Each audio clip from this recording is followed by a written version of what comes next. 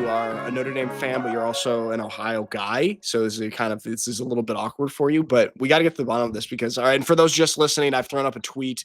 This Ohio State is an 8-point favorite. Almost no one is giving Notre Dame a chance, but Ohio State fans are going to do that whole dumb Ohio against the world thing leading up to the game, aren't they? And yes, they are, and they have been. It's like, dude, all right, maybe back in the day that was reasonable, and Ohio was a little bit of an underdog. Ohio State now has won 8 national championships. The state of Ohio is in the top 10 of most populous states in the United States. It's not a forgotten state.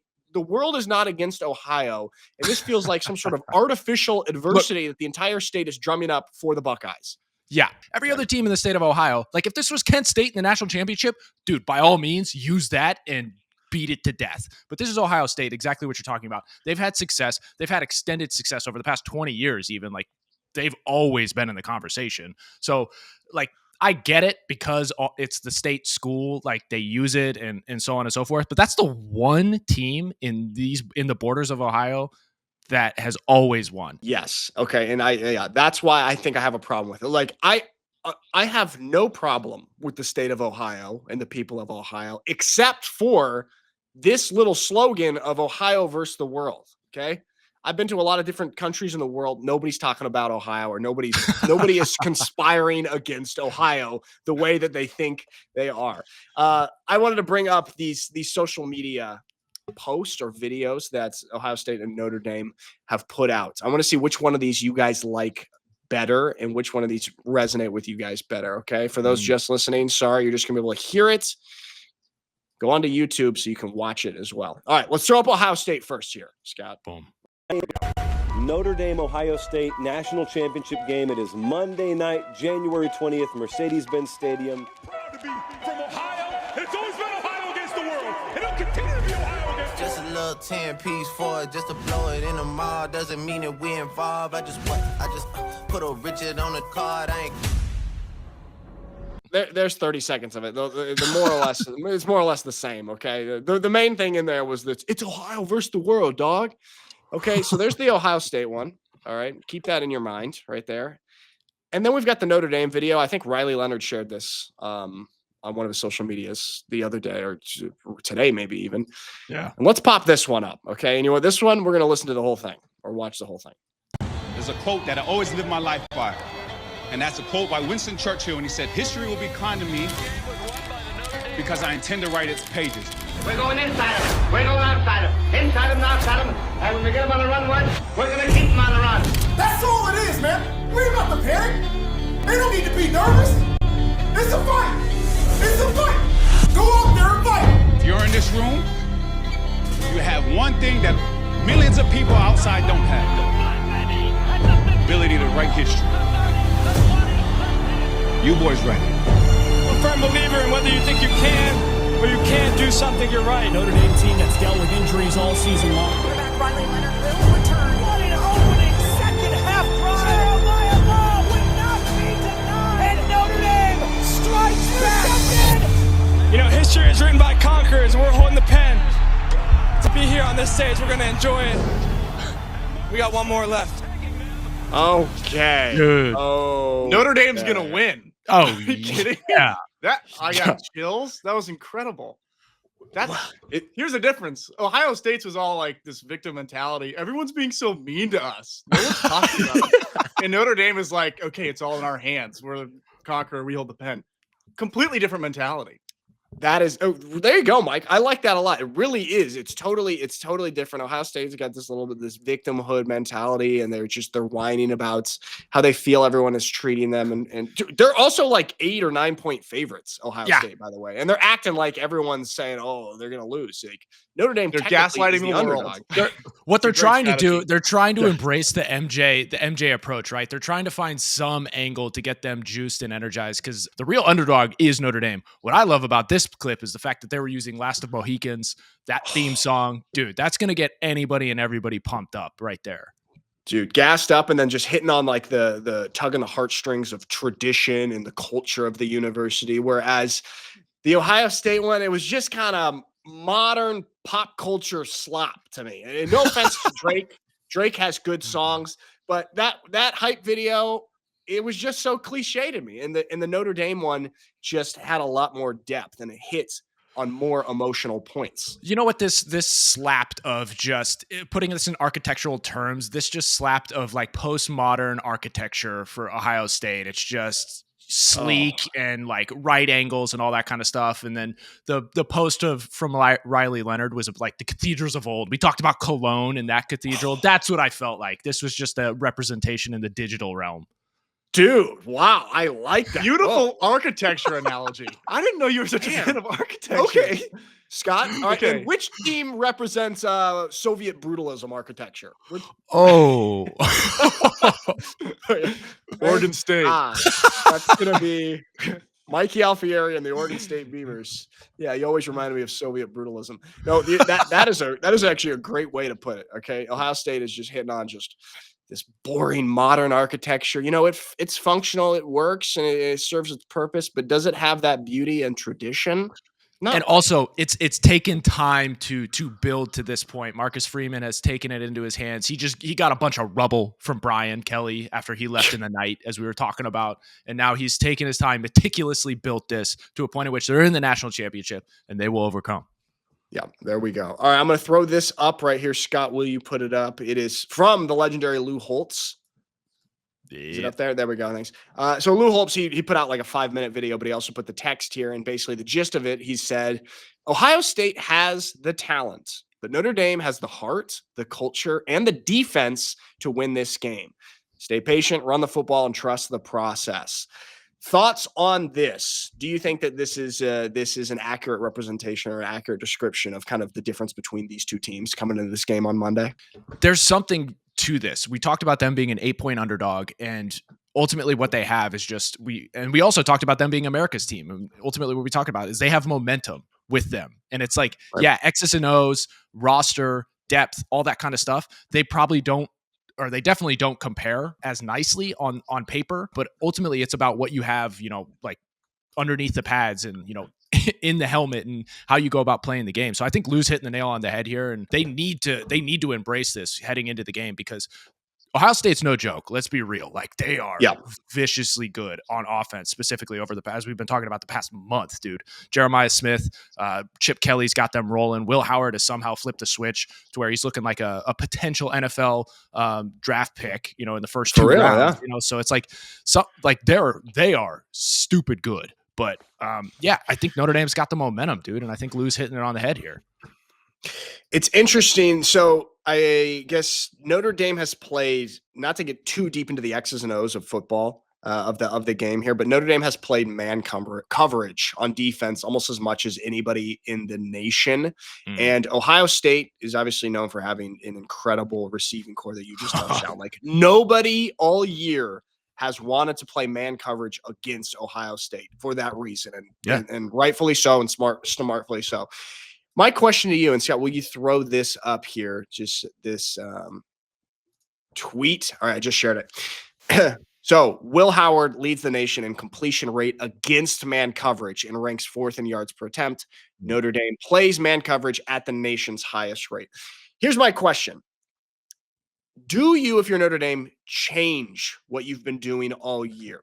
Do you switch and you play more zone coverage and you not rely on that man that you've been playing all year? Like, essentially, do you stick with what got you here, or do you make the adjustment based on this extremely talented unit that you're facing? Yeah, that's a great question. Between a rock and a hard place. There's part of me wants to say stick with what's gotten you here, but at the same time, you have to adapt to your opponent. Otherwise, you could open up a gash of a 14-point difference really early on if you just get burned and it comes to bite you in the ass. So, like, I think Al Golden has the defense probably thinking in more of a multitude of zones and schemes here as opposed to just man, because I bet you Ohio State, as Chip Kelly does, is preparing to absolutely slice and dice man coverage across the board. So maybe it just throws a rock in even Ohio State's plan if you start throwing different schemes and different coverages out there early on specifically. Yeah, dude. And also, man coverage is so scary to play. So I'm thinking back to Jesuit High School when I was playing cornerback, and I think I mentioned it on this podcast before how I got benched, and just a couple games later, I got another chance in there, and this was man coverage, and I just got toasted. And it's like you get toasted on man coverage, you miss the tackle, and then it's just I had nightmares. I still have nightmares about that. That man coverage might be one of the scarier. I mean, maybe one-on-one at the top of a key in basketball might compare to that, like because you don't want to get just ankles broken and driven by. But I think man coverage might be one of the hardest defensive plays in all of sports. All of sports. Nick, I always forget you played corner. You have no business being out there. Those tight hips. Hey, I know. Turn and run with a receiver. Do you know what we were dealing with on our roster? Like, you go downstairs right now and you talk to Dad about this because he put me at corner, okay? I was kind of, up until 8th grade, 9th grade, I was solid at corner. And then once you hit varsity football. I'm sure your father has an unbiased opinion on your football ability. No, your dad, his strategy was to get you out there to develop your athleticism and your agility and everything to a certain point where it would be above and beyond what it would have been had you not played. So that was his strategy, I think. That's it. That's a good point right there. Maybe he thought I was going to be Cooper DeJean. But no, I did not develop into Cooper DeJean. I got toasted.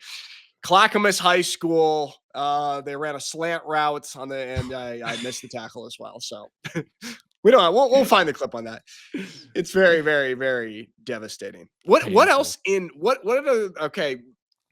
You mentioned the playing one-on-one at the top of the key in basketball. What else in sports do you think even compares to the intimidation factor of like playing man coverage against a really good wide receiver or one-on-one against a legit ball handler? Anything else in football that even comes close? Oh, in football? Or in any sport. I guess in any sport. I'll extend it out to any sport. Trying to block some incredible D end. You're on an island. Yeah, but see the thing there, Mikey, is like if you mess up on that, it's not put under a magnifying glass. It's not under the microscope. If you mess up, giving up a sack, less is the same as so. giving up a touchdown. I know he was a former teammate of mine, but if you remember Mike Remmers, he got absolutely lambasted for the Carolina Panthers back in the day versus the Broncos in the Super Bowl in 2016, I believe. He got absolutely roasted for giving up 2 sacks to. Why am I blanking on his name? The D end for the Broncos back in the day. He's on the Bills now. Oh, Von Miller. Yeah, thank you. Yeah, thank you. Yeah. So in certain situations, you can be put under the microscope for sure. Yeah, but giving up a sack is different than giving up a 60-yard touchdown. Yeah, that's true. Yeah. But it's in the same realm, same ballpark. Yeah. Same realm, not the exact same thing. Yeah, I think the difference here is like one of them you can. If you're giving up a sack, there's an element of like strength and, he just got leverage here and everybody understands leverage changes things. But when you're out on an island like that, it's literally mano-a-mano athleticism. And I think like that's where the difference comes in is just like when you're cooked as an athlete, there's a sense of pride that is different, or at least to the masses. It's different and it feels different and it looks different. Definitely. Dude. So I think there's like a larger level of embarrassment because more people understand like, oh, this dude's garbage. He's a terrible athlete, even though he's one of the best athletes in the world for being a quarterback in the NFL. Yeah, dude. I mean, playing cornerback in the NFL is just absolutely. I don't understand how they do that. It's most athletic you people gotta have probably in the world, I would say. Also, you have to have such a specific type of mentality to play corner, that just like short memory, super cocky, almost delusionally cocky. Like, have you ever met a passive corner? No, right? They don't Mike, exist. have you? I was never friends with corner. The only corner I've ever been friends with is Mitch. And he's more of a safety too. He's a safety. See, that's why different mentality. Yeah. It's the other side of the coin for the receivers. We talk about the divas and that receivers are. Corners are I don't know. I'd say they're more. I accept them more than I would a wide receiver diva, if that makes sense. But they still have that same element of like me. Yeah, dude. I mean, if you're playing, the further away you get from the center of the football field, like think about who is the least diva on the field. It's a center. D tackle on the defensive side, middle Nose linebacker, guard. guys like me, okay, nose guards. Well- the further away you get towards the sideline, the bigger the diva. All right, the bigger the diva. Once you What get about the out guys there. on the it's true. sideline? I wouldn't say I was a diva. I was a diva. I was pretty far away from the ball, man. Were you a Put me in, diva? coach. Diva I from the could have made sideline. that. Hey, I was a diva on the sideline. You know who was a diva on the sideline? That kid from Georgia a couple weeks ago who got in the way of the referee. Jones. Parker Jones. I don't want to bring him back into the news cycle here. Sorry, Parker Jones, but there's a sideline diva. All right, so thoughts. I mean, we'll talk a little bit more about it on Monday, but thoughts on the game. Do you think that Notre Dame has a realistic shot here? Yeah, I do. But they have to come out swinging really early on, keep the momentum on their side. Defensively, that's the one question mark because, as I've mentioned, Ohio State is so formidable on offense. It's just a matter of getting a couple stops, and I think everything changes because Notre Dame's offense, while it might not be the flashiest we've ever seen, it's very consistent, and it delivers, and it has a great run game, as is Notre Dame's known for having outside of the Brian Kelly years, right? So as long as they can control the ball, keep Ohio State's offense, at least guessing a little bit and off the field, I think Notre Dame has a sizable chance here. And if they play well, special teams wise, obviously that's the third part of the game that always gets forgotten, but they have a very good special teams core. Yeah. I mean, we saw a special teams touchdown a couple weeks ago as well. Also, there's a playbook for beating Ohio State this year. We saw it with Michigan. And it is like basically you want to bait them into doing what they're not necessarily so I won't say comfortable with, but their identity is throwing the football, right? And they've got the best receiving core in the nation. And it's like in that Michigan game, they really relied on the run. It was almost like they wanted to prove that, against their bitter rival, that they're tough guys and they're not just kind of finesse, down the field players, but they can play tough old school football. And if Notre Dame can kind of bait them into running in some of these situations and leaning a little too heavy on the run, that is an example and kind of a blueprint that Michigan put out there a few weeks ago or, a month ago, whenever it was. Yeah. I hate to say it because it's coach speak, but you got to punch him in the mouth and you got to punch him in the mouth early. Cause as Mike Tyson says, it's like everybody has a game plan until they get socked in the face and then everything falls by the wayside. So Notre Dame needs to come out with that mentality. Like you got to stick it to him as quickly and as soon as you possibly can. And hopefully Lou Holtz gives a little punch to the face of Ryan Day because that little rivalry and back and forth is actually hilarious.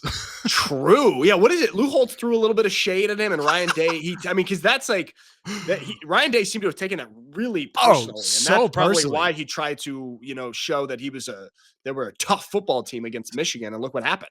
Yeah. See, okay, there's part of it where it's like, Ryan, it's an 80-plus-year-old man. Let the guy just say whatever. He's totally cool. And he's also a coach. He's been there, done that. So understand where it's coming from a competitive standpoint. But at the same time, it's very clear that the way Ryan reacted was solely due to the fact that he is absolutely under attack by everyone. But he decided to go after the 80-year-old plus man in terms of his reaction. It's like, dude, just chill out. Take up the fight with other people. Yeah, dude, I don't know. I don't know about Ryan Day, man. I mean, he's obviously a very good football coach, but when I just look at the two coaches that are coaching in this game, personality wise, aura wise, I am so much more drawn to Marcus Freeman, man. And some things, some things you can't even put your finger on it, but it's just you feel that he's much more authentic in the way.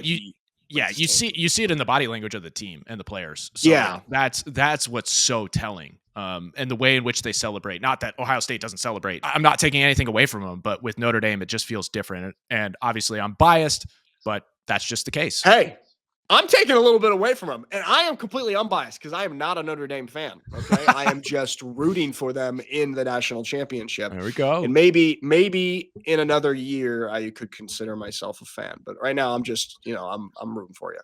Hey, Mike, what do you think fan means? I'm not a fan. I want them to win, and I'm cheering for them. Mike, fan means fanatic. Okay, do I look like a Notre Dame fanatic like Scott? I mean, okay. I'm not fanatic is the line where you start. Once you start painting your face, now you're a fanatic. Yes. Okay. Well, we got Scott to stop painting his face for the podcast, so we can have some neutrality here. All right. So games on Monday. We'll talk about it because we'll have an episode on Monday before the game, so we can hit on it there. Let's sticking on college. I wanted to touch on this because we did talk about it previously in an episode last week. Bill Belichick has not signed a contract at UNC yet. Okay, I'm going to throw this tweet up here. Or is this official? Let me see. Let me throw this up. Per Jay Jones, whoever that is. Okay, let's see. Yeah, I mean, so legitimate source or outlets are reporting this, that it is here for those just listening. Industry sources say that could lead to a legal gray area about how much, if any, of a buyout there would be if Belichick left for the pros. So he's got that $10 million buyout, and people are a little bit suspicious and thinking that maybe there's some sort of situation here, just like we talked about when we went down our kind of wild theories last week. Thoughts on this? Does it mean anything, or is this meaningless? The fact that he's been recruiting and lying to all these kids. Yeah, I'm going to be the coach. You should sign here. And then he hasn't even signed his contract. It's evil. That's so evil. I mean, Mike, that is just your run-of-the-mill standard Division I coach morality, isn't it? Yeah. He hasn't even signed his contract. He's getting these kids to handshake deal, baby. We're going back to the good old days. You're going to sign your contract, right? Yeah, you should play here. You should definitely play here for my son once I leave for the NFL. Yeah. I'm standing by that. I'm standing by that theory. Yeah, I wonder how often, or if at every visit when Bill's going to these places and these kids' homes, if Steve is right alongside him, because maybe Steve is the one who's doing the majority of the actual recruiting, and Bill's just sitting there stoically, just being like, "Yeah, I'm Bill.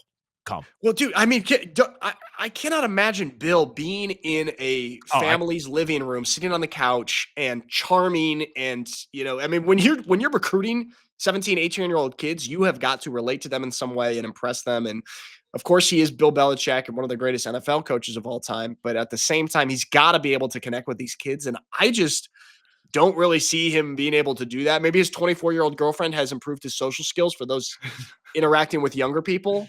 But I don't know, man.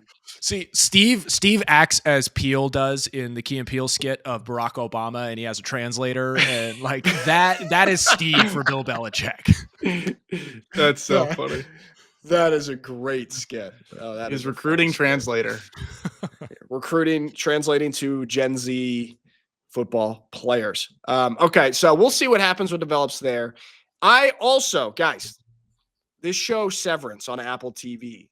We watched season 1. Mikey, do you remember when we watched season 1 at the Alfieri house over Christmas break 2 years ago? How could I forget? Incredible show. Incredible show. And actually, that show, watching the people go into the office and split their minds, into that miserable office. I was working in an office very similar to that at the time. It actually inspired me to quit my job and move to Italy and play football. That's how good the show is. Wow. Okay? Look at that. It had real life. I'm just like these guys. Had real world effects. Yeah. So, Mikey, you were working at Lumen Industries back in the day. For those just listening, I've thrown up a tweet here from Ben Stiller, who directs Severance, of the lead actor, Adam Scott, in character in Grand Central Station. So there was kind of this publicity stunt here. For those who have not seen this show, Severance, basically the concept, what Mikey has alluded to there, is that employees of this company, Lumen Industries, sever their mind. So they split their mind between their work life and their personal life. So essentially the work side of their brain doesn't do anything except for contribute to work, productive work at the office. And then the personal life side of their brain never has any memory or recollection of doing work. So it's kind of just splits into two. The reason that I'm bringing up this TV show, on a sports podcast here, I wanted to ask you guys, who is a athlete, a coach, a person in sports that you think could be, that you could say is severed, like these guys in the show are? And what I mean by that is they are way different from their off-field personality, like their off-field persona and how they behave does not match the way that they play on the football field, or vice versa, or the basketball court, or what have you. Okay. So with that in mind, Scott, do you have anybody that comes to mind that you feel like is severed? I got two that are low hanging fruit, so I'm going to need to dish them out there first, and then I'm going to continue thinking. But number one is Luke Musgrave, definitely severed. Okay, the Luke Musgrave is actually a really good answer. You don't know what he's got going on off the field. I got one. Okay, there you go, Mike. Nick Bosa. All right, not so much in like how he talks on the field, but his play, his off the field personality is so chill and sleepy and just, baseline flat. And then his level of play is absurd, psychotic. But that's true. He's not like a big trash talker. He's just the level of play is different from what you'd expect from a mellow guy. Yeah, he's severed. Okay, those are two good severed. The Luke Musgrave one is hilarious. That is very, very accurate. All right, I'm just going with. Some people might disagree here based on his style of play. Patrick Mahomes. All right, this dude is an absolute magician, killer, clutch performer on the football field. Scott, you have said he has the potential to be on the Mount Rushmore of quarterbacks. I take out the word potential in that saying. Off the field. Bias. Okay. Yale with all your philosophies. Off the field, Patrick Mahomes is kind of this dorky Kermit the Frog sounding, chubby dad bod dude who's drinking Coors Lights, and he almost reminds you of just kind of your typical frat boy. And the fact that this dude is performing the way that he does on the football field, to me, he is completely severed. Thoughts on that? It actually matches because his level of play is the bare minimum of what it takes to win recently. Okay, so it kind of falls away with the frat boy. I'm just doing whatever it takes to pass these classes so I can party. I'm doing whatever it takes to win so I can earn my right to party. Him and Travis Kelce, that's kind of their vibe. So, you know what? There's my counter. That's actually a solid counter right there. I mean, that is a solid counter. However, when it comes down to it in the playoffs, which we're going to see this weekend, he's super clutch and it doesn't match up. I don't know. That might be a polarizing one. Some people really, like you guys, disagree and hate it. But I'm standing by it. Okay, Mahomes is severed, and there we have it. Okay, my pick, my thoughtful pick here would be Joe Burrow. Absolutely, he's such talk about enigma. No one really knows outside of that one break-in incident during Monday Night Football or Sunday Night Football this past year as to what's going on in his personal life, and that he owns a Batmobile now. I feel like there's a lot going on in his life, and he's able to just bifurcate his mind and his approach to the professional life and personal life, and the perfect example. I like that one. Okay, I like Joe Burrow. Yeah, that's fine. I got a better one. Okay. Here's the right answer. Okay. Are you ready? Listening. Aaron Hernandez.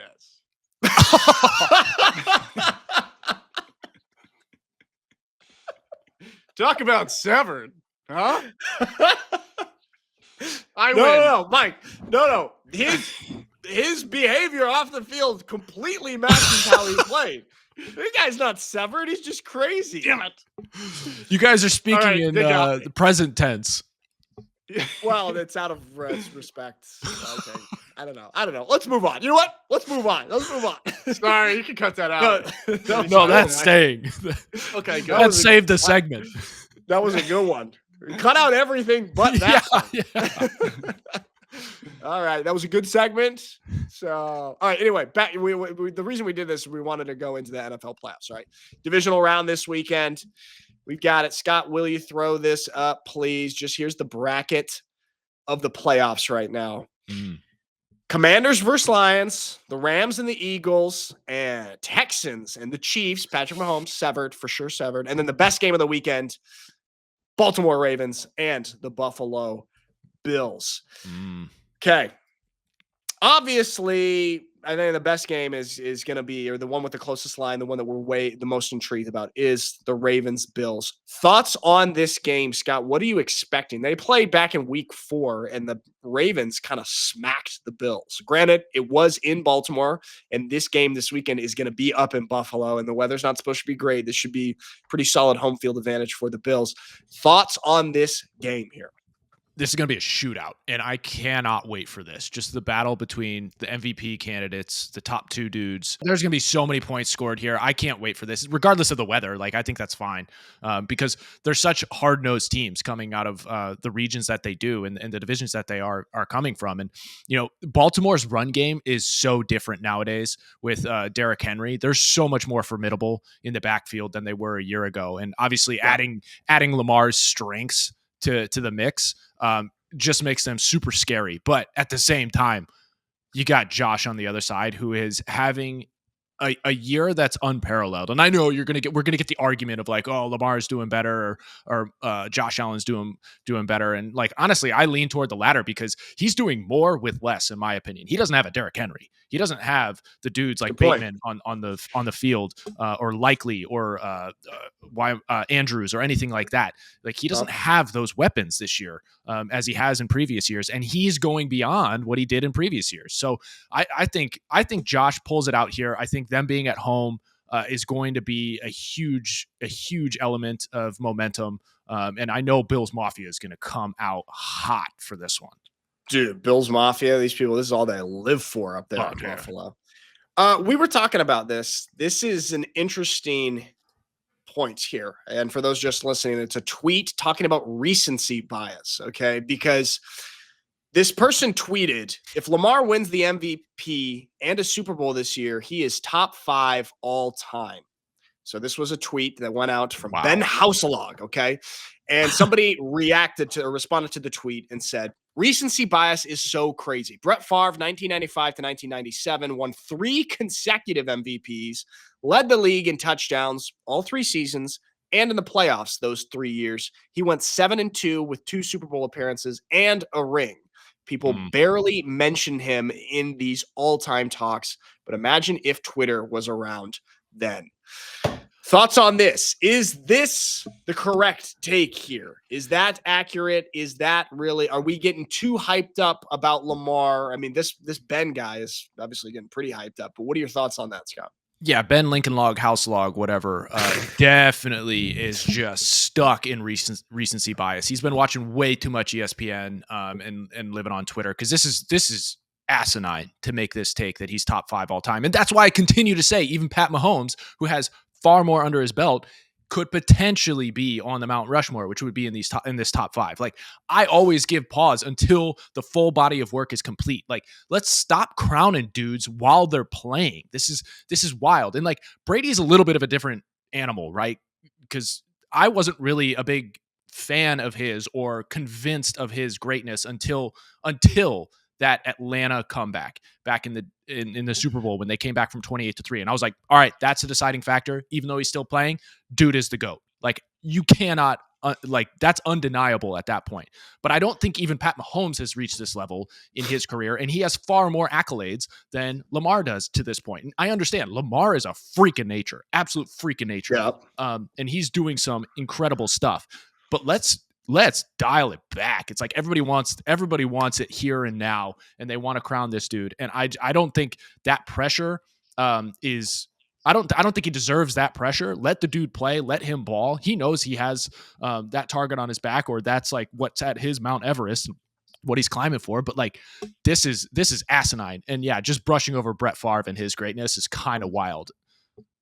Yeah, dude, because Brett Favre is like very rarely talked about as like the top 5. Like, I think he's often mentioned in like the top 10, but nowadays, like you don't see too much about how great he was in this discourse here about quarterbacks. And we're always throwing in some of the guys that are playing right now. And dude, Lamar is incredible. Yeah. He has kind of almost reinvented the position in a little bit. Yeah. But he's not been good in the playoffs, man. And that's all that really matters is the playoffs and what you do in the postseason and get into Super Bowls and winning Super Bowls. As we talked about last week, MVP is a regular season award. Yeah.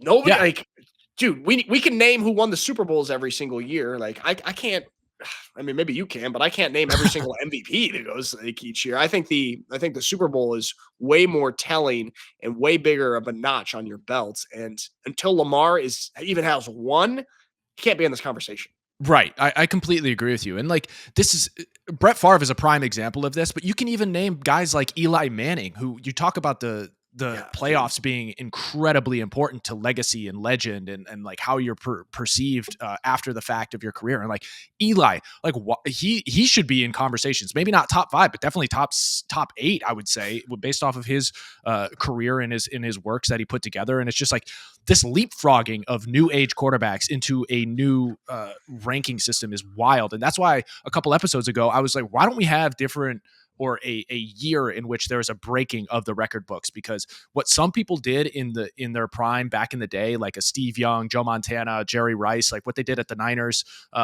that's almost more insane, the numbers that they put up in the era of football that they put it up in. Dan Marino can be logged in there as well. Granted, he didn't have a Super Bowl or anything like that, but at the same time, like the type of game that's played right now is different, even though it's 90% the same just based off of football, but the entire offensive scheme and everything is wildly different. So I cannot stand that everybody who's playing and has a good year, MVP year, is automatically infused in this GOAT conversation every single year. It's just incredibly frustrating. Yeah, we are way too quick to crown and get people into conversations that they don't, I'm not going to say have no business being in, eventually, maybe, but like, you've got a lot more to go. Can we just say that he's an incredibly talented football player who's very impressive and kind of reinvented the quarterback position, and he has the potential to be in the conversation if he achieves these things? Can we just leave it at that? You can definitely say Mount Rushmore watch list. Like that's way more appropriate, because who knows, in the next 10 years, he could end up taking over, just like I'm saying Pat Mahomes is, but he's even further along that line. So let's have it as a watch list, and let's not chisel their face into the mountainside yet.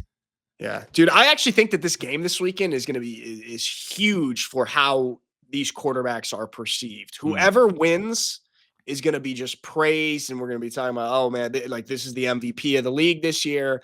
And whoever loses is going to get roasted for not being able to get it done in the playoffs, because neither one of them have had the success that they would have liked to had so far in the playoffs.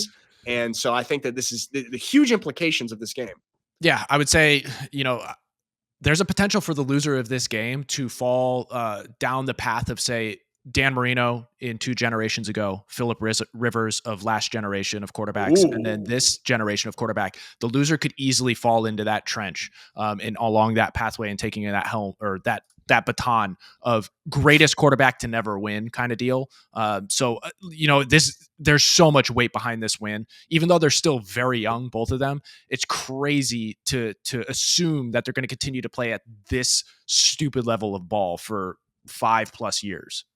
Yeah, dude. I mean, we got a little bit skewed our perception because of Brady, of him playing like top level football at age 44. Not everybody's gonna be able to do that all the time. Like, look at Russell Wilson, man. Look, and I'm just throwing up here the ages of the starting quarterbacks right now in the playoffs. This is from last week, so the wild card quarterbacks are in here as well. That's cool. Both Lamar and Josh Allen, 28 years old.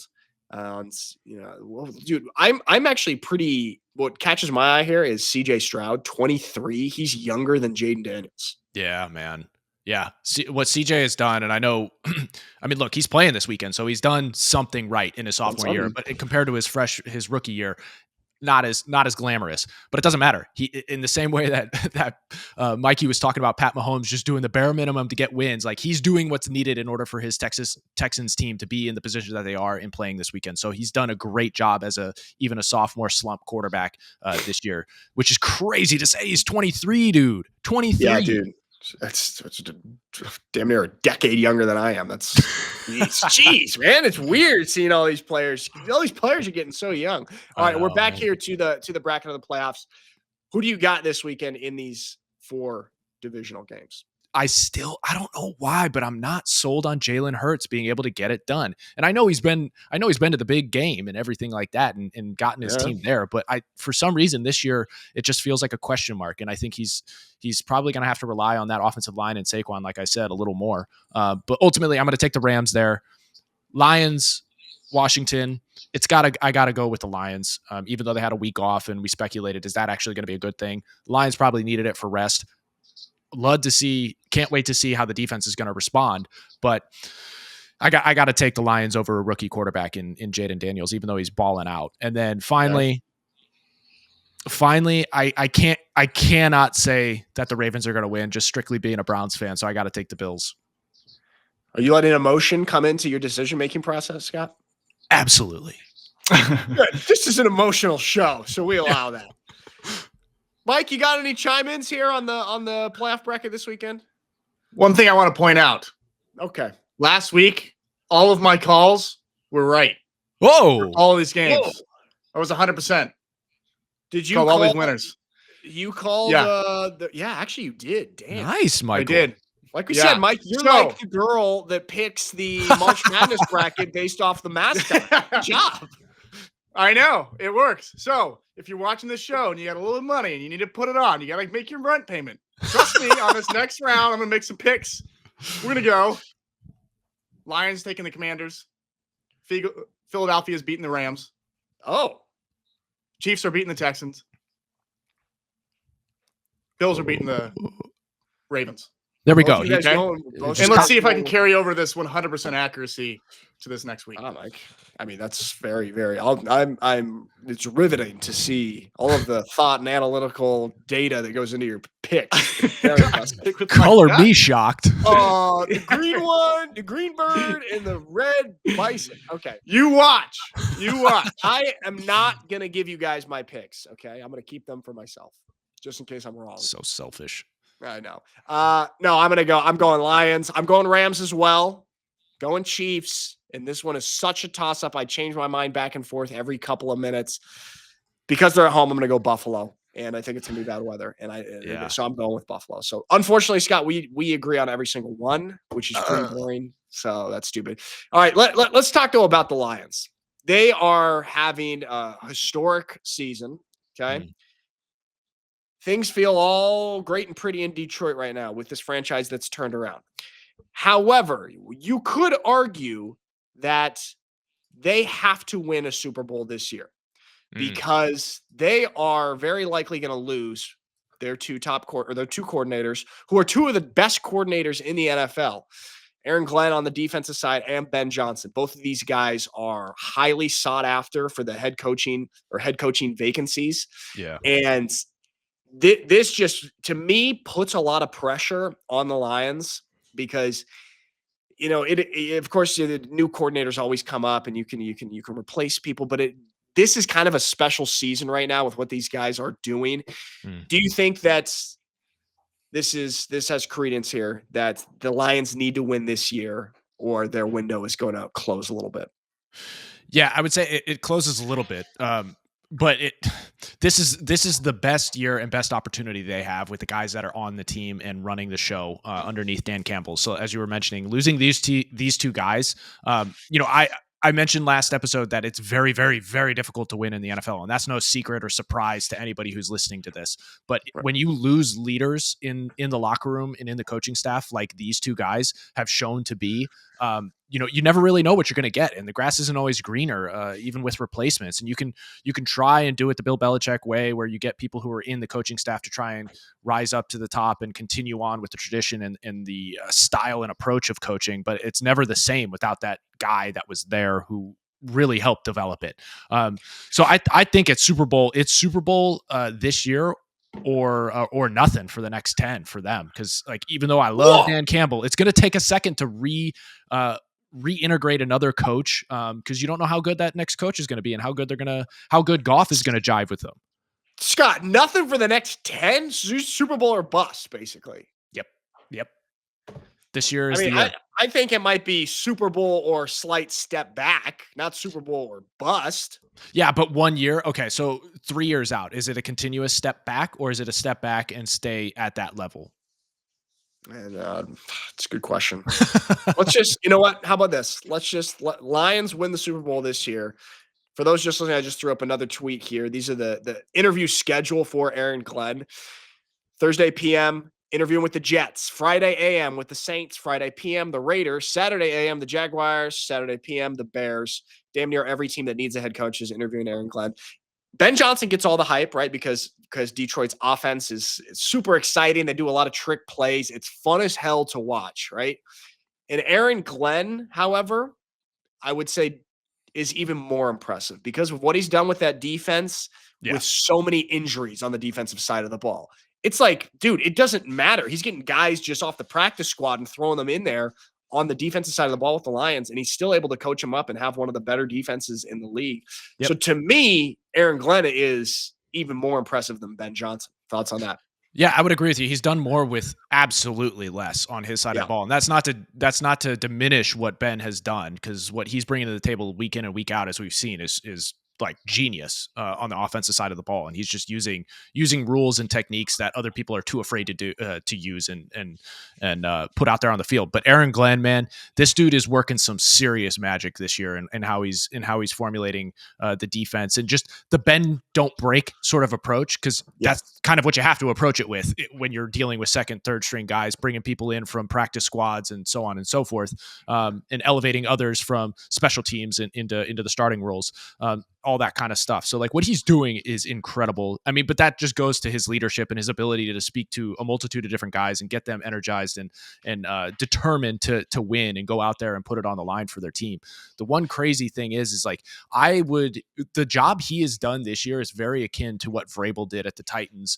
Shoot, I'm forgetting which season it is. I want to say it was the 2020 or 2021, where he had an insane season of just dudes just getting cycled through because of injury and everything of the like. So what he's doing is Vrabel like, at least from that regard. But I think he can take this to one of these garbage organizations that are on this list at some point. The one thing I hate about this dude. The one thing I hate about this dude is, like, you tell me what you think, but I hate how the NFL and organizations do the interview process during the playoffs. Like, can we at least wait until the season's done for these guys, or when they're eliminated, for them to go and interview? I think it's absurd that the NFL and organizations have this open window to interview people while those successful coaches are coaching their team and trying to get to the next game or trying to get that win in the playoffs. I think it's a disservice to those dudes, and it's putting way too much pressure on them to perform in a multitude of factors. So I think it's stupid. Dude, no, I'm with you 100% on that. It needs to be adjusted here, because these guys are essentially being punished in the interview process for having success and still being in the season here and having to try and also, stuff goes into preparing for interviews. You have to, that takes some mental bandwidth and preparation. And so to force these guys who, on one hand, you could actually say they're the most qualified candidates because they've helped lead their team this deep into the postseason. And I think it just needs to be adjusted.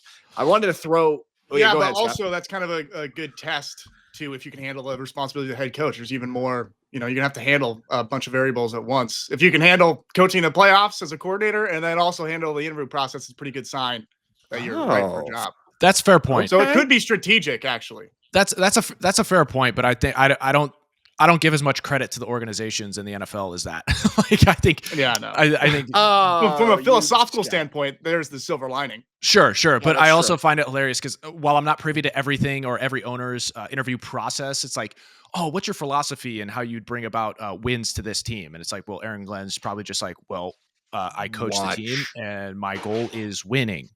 And I do. Dude, like, what are your answer in the like, hey, watch, what's my philosophy? Watch us play defense on this weekend. Okay. Yeah. Or watch what this is stupid. Yeah, no, that I think that needs to change. However, Mikey, that is a good point, that it does give a little indicator on, can this person juggle a few things in a high pressure situation and handle the interview at the stupid times that we have put the interview window while still trying to play defense against Jaden Daniels and the Washington Commanders. It's going to be fine. Aaron Glen is going to lead his defense to victory.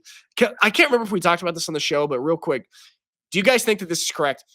That it is, I don't know if easier is the right word, but it's more possible or more realistic to have success on defense leaning into culture as opposed to skill. I mean, that's what I think kind of is indicated here by what Aaron Glen has done, because he's used so many different individual players from varying skill levels and varying roster levels and still had that success. And to me, this just shows that defensively, that is more realistic and more possible than doing that on the offensive side of the ball. What do you guys think about that?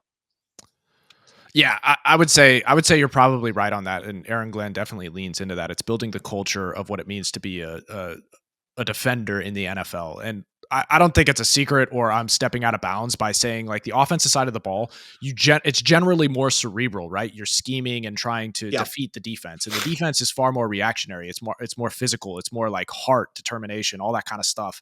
And you could speak to this more, Nick, being a defender your entire life. But like, I think the culture aspect of football matters far more on the defensive side, because you need to have reckless abandon while also keeping your head, on your shoulders and thinking through the processes and just reading the game. So especially when you got a guy who did it in the NFL for as long as Aaron Glen did as well, that's a complete difference maker for an organization. So that's why I think one of these organizations should probably pick him up, but I don't think he should go to any of them, because good Lord.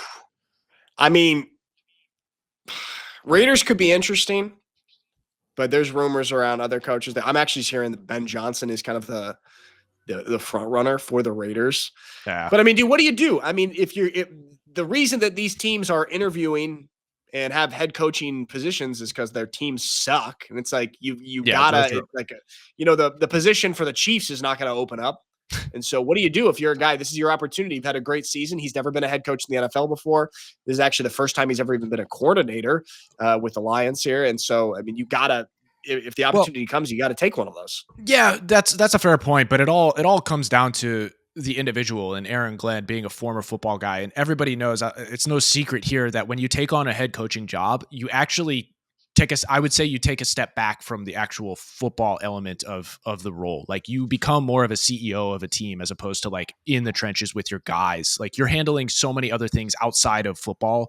You're handling a lot of stuff organizationally that just take you out of the game. And if you're a true football dude and love it from soup to nuts, yes, there's like a sense of pride and leadership element when you're a head coach, but you also get pulled away from that. So if you love football as much as I assume Aaron Glen does, I don't think it's otherworldly to expect him to like still love the coordinating position for another couple of years until the right opportunity pops up. Because who knows? Like, Andy Reid's not going to be coaching forever. Yeah, true. That is a good point. He's getting up there. I do wish that more coaches had this mentality. It seems like almost always when there are rumors and speculation of a hot coordinator who's had a great season, getting interviews for head coaching positions, they almost always go. I mean, can you think of any times when there was one that ended up staying against like Ben Johnson? Oh yeah, last year, I guess. Yeah. Who was he? He was a hot commodity last year. And then true.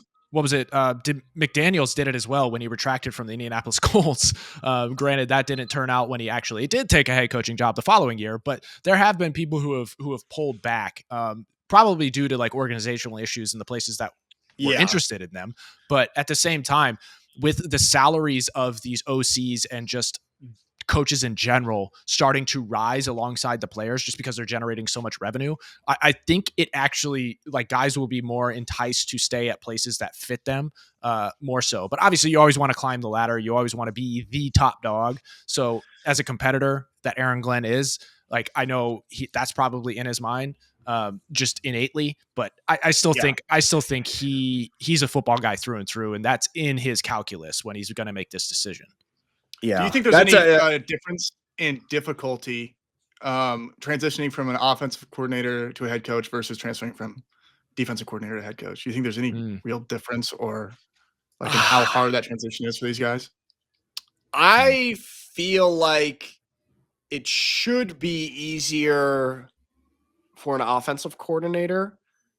Yeah. And I think the majority of the head coaches in the NFL are offensive guys. I think, what is it? Maybe like only 1/3 are defensive guys, I think. Yeah. Maybe it's somewhere around that number. It's dwindling too. And it's dwindling. Yeah. So I think that, but it is interesting to me. It feels more along the lines, or it often is the case, that the offensive guys are kind of like those whiz kids, and the defensive guys are the culture guys. Yeah. You know, I'm looking at like Belichick, who has a very strong and distinct culture, versus Mike McDaniel, who's like a whiz kid, but we've seen there the culture of the Miami Dolphins is horrible and non-existent. Guys showing up late to meetings, him coming out and saying, I can't get these guys to come to meetings on time. So what do you think about that? Did he say that? He just said that to the meeting? Yeah. Little Man, dweeby, this dweeby coaching guy. is hard. I can't get these guys to show up on time. Yeah, Mike, that's typical hilarious. of Yale grads. Hey. It's been weeks since I made a Yale joke. Scott. Weeks. No, you're hitting the nail on the head. I would agree with you, but the one of the people that kind of throws a rock in your argumentation there is Dan Campbell. But at the same time, being an offensive dude, tight ends are a little different. They're more like offensive linemen in their mentality, Yes. which are probably more akin to just defensive players in general, because they're in the trenches. They're taking hits literally every play, and so on and so forth. So there's a different level of toughness, I would say, that comes along with them. Right. You cannot even categorize tight ends. Tight ends are such a specific and unique position and personality that you can't, like, my argument still holds. Dan Campbell, although technically he's an offensive guy, no, he's a tight end, which is different. And actually DNA wise is closer to a defensive player. Than Yes. Yes. And he's one of those offensive dudes, like his resume is offensive, all that kind of stuff. But he's one of those guys, because he played that position that was so physical, that was more akin to a defensive player. He also knows how to delineate offensive tasks to other people who may know that cerebral aspect or X's and O's better. So like as a tight end, you rely on your quarterback to be the general on the field and do all that kind of stuff. And he's clearly made that the case with the Lions and how they've approached it. He has Mark Brunell as the quarterback's coach. He has Antoine Randall L as the receivers coach. He's got Ben Johnson at the helm, and there are multiple others that have former playing experience. So he's able to delegate to those guys who know better, and then he can focus on culture and building that through and through. This may be overkill here. Okay, we're beating a dead horse, as they say. Okay. But what former position, do you think makes the best head coach?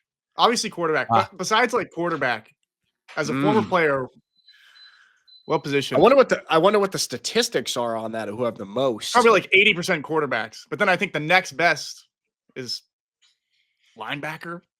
Yeah. Thank you, Mike. Yeah. Thank you. Not because of you. I'd say that because of Vrabel. Me and Mike Vrabel. Yeah.